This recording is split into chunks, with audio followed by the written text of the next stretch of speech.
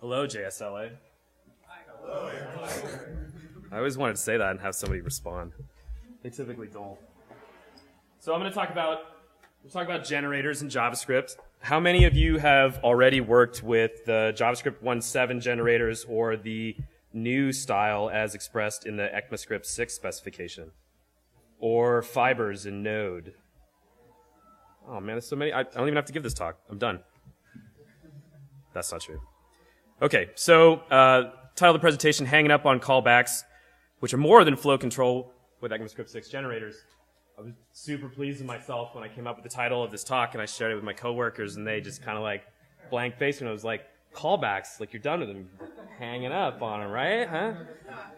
But they're lame and they didn't laugh at my joke. So anyways, if you're impatient, you can't be bothered to sit through this presentation and you want to go see some code and you want to play around with generators, hit this URL. You need to do it in Chrome Canary, but you can see generators in action. You don't have to listen to me say anything.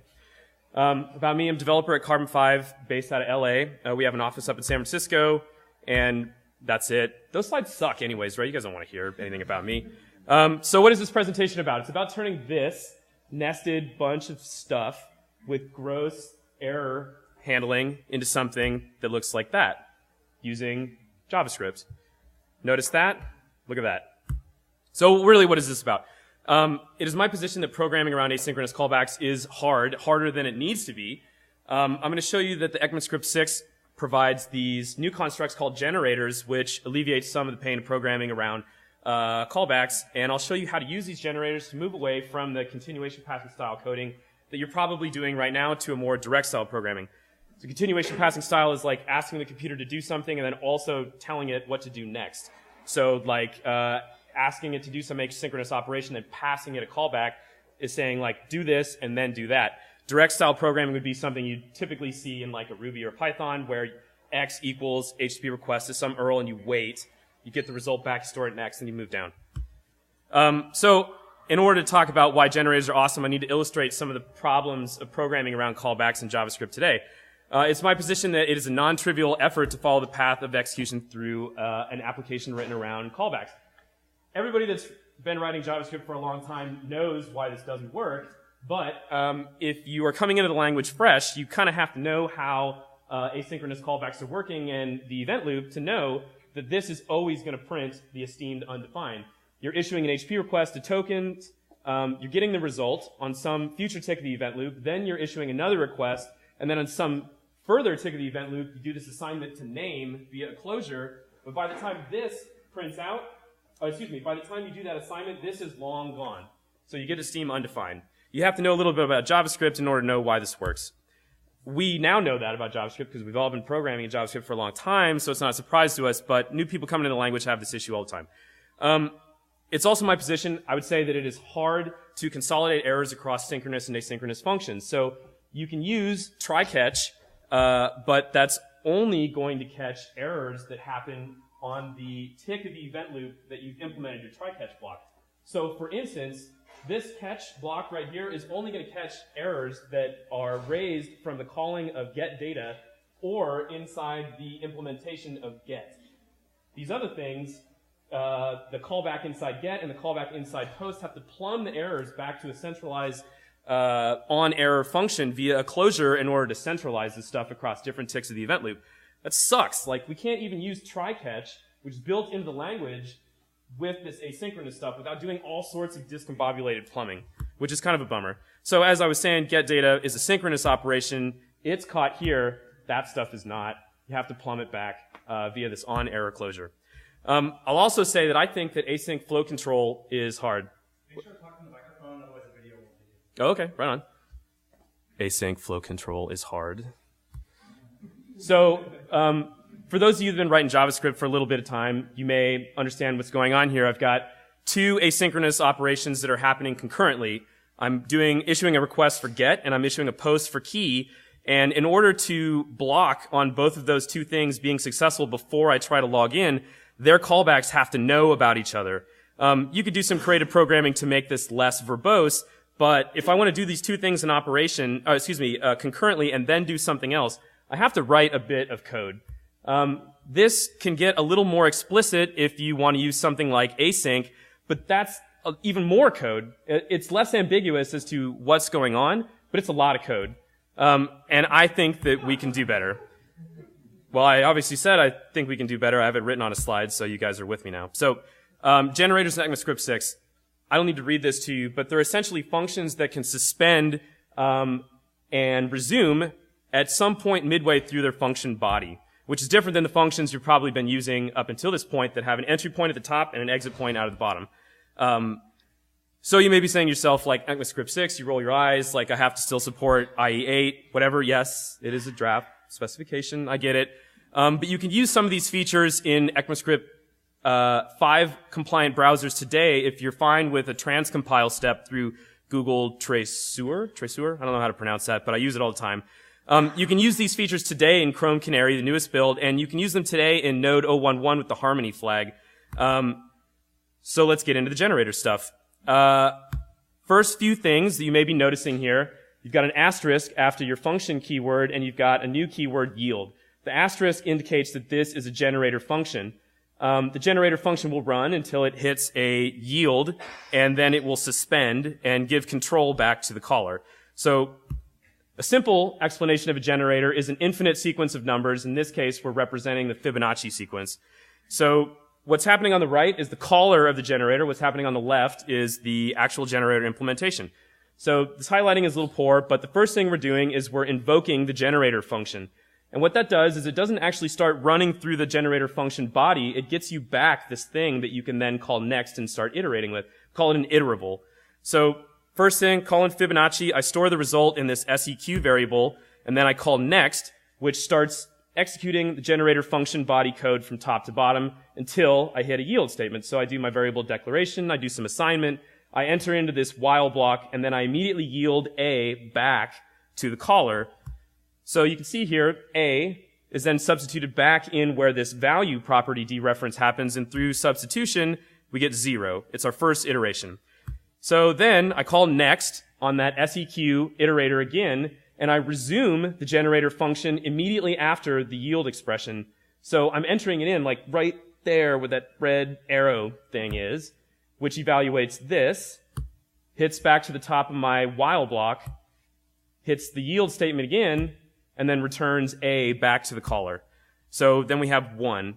Even though we have this while true, which will go forever and ever and ever, I only go one iteration at a time, yielding control back to the caller explicitly at this yield point. So you can kind of see where I'm going here. Using substitution, we've got an infinite sequence of numbers that represents the Fibonacci sequence. Visualizing the multiple entry points is important. Bear with me if you've already seen this before. The reason I'm showing these simple examples is because the more complex stuff that enables you to do flow control in your real applications won't make any sense unless this basic stuff makes sense. So for anybody out here that is familiar with generators, can you tell me what is going to show up in the console after these 3 statements?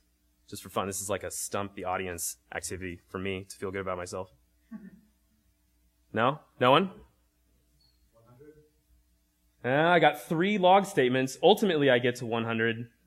All right, I'll show you. Don't worry about it. All right, so I got my POW generator function. I'm going to initialize it by invoking it by name. I'm going to store the iterable in G. Then I'm going to call next on it, and I'm going to enter in at the top. I've got var result, so I've got my declaration, and then I immediately, because of the parens, continue on to the first yield expression. So it's going to evaluate the right side of yield and suspend, which causes A to be returned back to the caller. Using substitution, I now log A to the console. Next line, in the caller, I call next, which resumes the generator function again, but this time I'm passing an argument, which is the number 10, back to the generator. So what that does is kind of interesting. This is the first time you've seen next invoked with an argument. It substitutes in, functionally, it substitutes in that argument at the point in which you resume the generator function. So now I've got 10 in there. I go to my next yield. I get B, which suspends the generator function and makes the string B available back to the caller, which I log out. Finally, generator function right now is in a suspended state, so I'm going to resume it again, passing number 2, which is substituted in where I resume the generator function. And now we go to the end of this function, we raise 10 to the power of 2 and return the result, which gets us 100. So you can sort of see the interplay between the caller and the callee. Generator function runs for a little while, it suspends, gives control back to the caller, which can then resume it via calling next on this iterator. So you may be wondering, like, I don't want to just spend my time like making generator functions that compute infinite sequences of numbers or compute POW, in front of big rooms full of people. So what do these things help you do? It is my position that using generators, it becomes trivial to follow the path of execution through a program that still uses a single-threaded event loop. So what does that look like? Here we've got an example of doing something that we were doing on that first slide, where I'm issuing a request to get, and then next, in series, I issue a request for token, I store the result in token, and then in the next line, I issue another HP request, which is an asynchronous non-blocking operation, to profile, and then when I get its result back, I echo that stuff out to the console. New thing here is this sync function, and that's a wrapper function that I wrote, that there are many generator helper libraries out there that will provide some of this functionality for you. I'll go into its implementation in a second, so it makes a little bit more sense. So notice I call sync and I'm passing it an anonymous generator function that that has one formal parameter, resume, that I'm passing to all of my asynchronous operations. What is happening here in my sync function is that I pass in generator fx, which you're seeing here because I got a red arrow.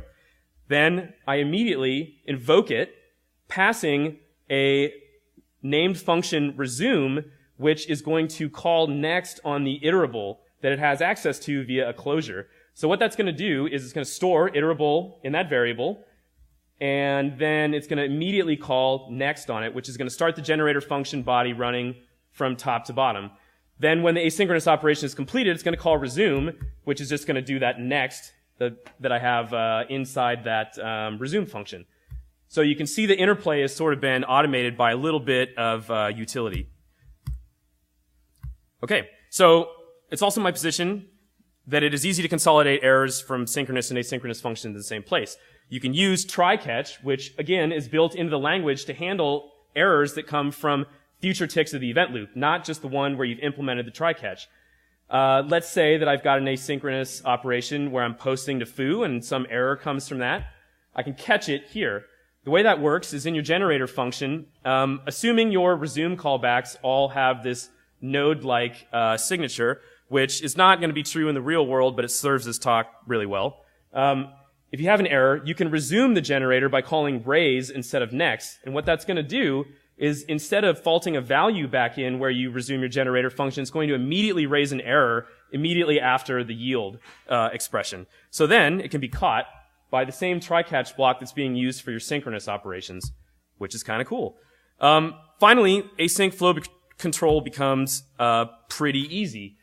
What we're doing here is the same thing that we were doing in that other slide where we do two operations at the same time, and when they're done, we do another asynchronous operation, and when that's done, we do a redirect.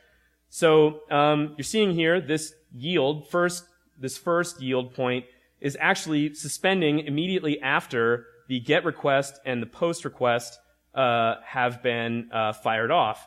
It suspends. When their results come back, it resumes, and you now have an array of two elements. The first one that contains the result from get, second one that contains the result from post. One thing you're noticing here is that I'm calling resume instead of just passing it. I had to make a modification to the sync library to handle doing multiple things concurrently. You can see what that code looks like if you follow that link right there, but it didn't all fit on one slide, so I didn't bother having you sit here and try to read through all my 8-point font. But anyways, this clearly allows you to demarcate like what things are happening concurrently, what you're blocking on, without really much cruft at all.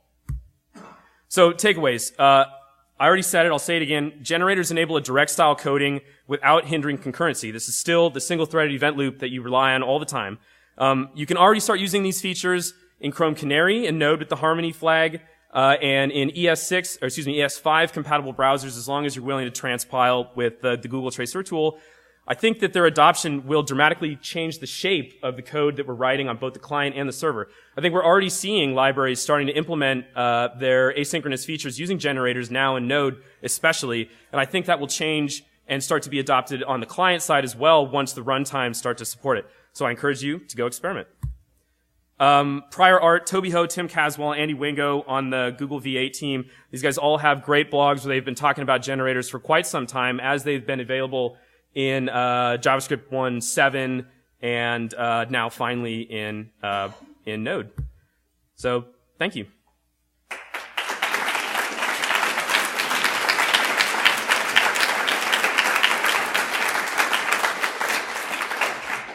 You guys have any Time for a couple questions? hard-hitting, stump the speaker type questions? Oh. Make sure to repeat the question. Yeah, sure. Yes. Were generators initially intended to help with flow control, or were they used for something else? I'm just curious because this seems a little bit like we're kind of... Yeah, I'm not sure what the original, the question was like, what was the original design philosophy behind generators? Were they meant to do this type of thing? Or were they not? Generators have been around in other languages for quite some time, and I'm not sure what the I'm not sure what the people in the ECMAScript, on the browser teams and the people writing the specifications had in mind. I can't help but want to believe that this is a use case that they had thought of, but having not been a part of that process, I can't definitively say. Yeah, what's up? Does this make promises more or less obsolete? The question was, does this make promises more or less obsolete? I don't necessarily think that it makes promises more obsolete. I think that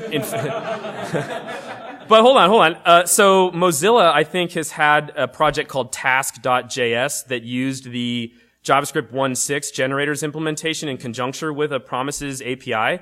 And I think that it actually improved the usability of promises, although I can't speak specifically to what the experience is using that library, because it only worked with browsers that adhered to a certain API, none of which have been browsers that any clients have been paying me to write software to target. I can't imagine that it will dramatically change the shape of what it looks like to use promises. Yeah, what's up? So I understand you've got a generator function, and then you call that, and then you get this generator object that you can start calling next on. Is the generator function's body evaluated when you call it the first time, or does that evaluation only start happening when you start calling next? It only starts happening when you call next. So what happens when you first call that generator function? It just builds the object? It will give you a hook. Well, I can't tell you specifically what happens under the hood, but functionally from the consumer standpoint, when you call that generator function, you get a return object, which is this iterable thing. What's actually happening in the JavaScript runtime implementation, I'm not totally sure, but yeah, the idea is that you call this generator function, which I refer to as initializing it, and then you get this hook back to this iterable thing with this next method on it. Because it just looks kind of weird, because it looks like you're calling the function, but you're actually not evaluating any of the function body. That's totally true. It does look like you're calling the function, and you are actually calling the function, but its behavior differs from the functions that you've been calling up until this point. Yeah, what's up? Are there any differences in performance or resource consumption versus the continuation pattern when you use generators like this? I can't speak to that. I have not profiled this exhaustively. I know there has been some back and forth. I've seen some posts on Hacker News about the performance differences between using generators and using callbacks natively. So I can't speak to it, but there is a body of information out there, and I think that information will I think the conversation will change as more browsers start to implement this specification. I can't directly answer your question with respect to the runtimes that I have been playing with. Actually, a follow-on to that has to do with this function that you have up on the screen right now. In this case, I would have to imagine that it has some impact where this function and attendant variables live in memory somewhere. And without a way to finish this function, is there any way on the iterable that you can discard that or say that you're done with it? You can't. Well, I do know that the iterable has properties that are exposed to you that tell you if the generator has finished or not. I don't know if there is any way to cause this function to be GC'd manually. I think, and I also don't know where this function is stored in memory. I'm not sure if it's if it's always stored on the heap or what. It would be up to the implementation to decide like how that works. Specifically, like I am sure that the ECMAScript 6 specification does not talk about a way to GC it, like, and I'm not sure if that will be something that you'll end up getting. Presumably it would get GC'd if you release the iterator. That is probably correct, although I can't speak to like the GC implementation. But I'd imagine if you no longer have a reference to that iterable, that at some point in time, like, it's going to get marked and then nuked. Yeah, what's up? Are there any standard like naming conventions for this type of function, since it obviously looks just like a regular function on the other end? The question was, are there any standard naming conventions for these types of functions? You have to have an asterisk there. If you don't have an asterisk there and you do include a yield, it'll blow up. You'll blow up at eval time. I guess I mean like normally people capitalize something that's supposed to be treated as a class, versus a lowercase.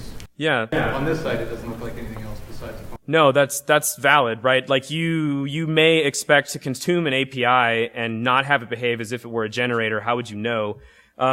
I haven't seen this stuff being consumed much in browser land, which is the world in which I primarily live, because there are only certain browsers that are supporting it right now. So I don't think it's mature enough for those conventions to have been established. I imagine that after this stuff starts to get adopted, that you'll start to see conventions adopted that address that exact type of problem that you're talking about. Last question. Does this mean it'd be a waste of time to learn about error domains in Node now? The question was, will this be a waste of time to learn about error domains in Node? I can't answer that question, but it's a good one. I'm not sure. I don't have a strong opinion on that.